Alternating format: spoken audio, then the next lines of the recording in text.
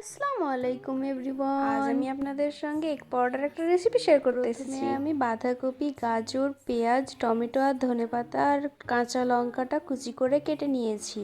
তার উপরে লবণ, চাট মশলা দিয়ে আমি এরকমভাবে মিক্স করে নেব। মিক্স করে নেওয়ার পর আমি ওইদিকে পরোটার জন্য ময়দা, তেল আর জল দিয়ে একটা ডো তৈরি করে নিয়েছি। দুটো ডিম লবণ দিয়ে ভালো করে ফাটিয়ে নেব। আপনারা দুটোর জায়গায় 4টে ডিমও দিতে পারেন। এবার ময়দার যে ডোটা আমি তৈরি করেছিলাম সেই ডোটাতে অল্প একটু লেচি কেটে পাতলা করে এরকম একটা রুটির শেপ নিয়ে নিয়েছি।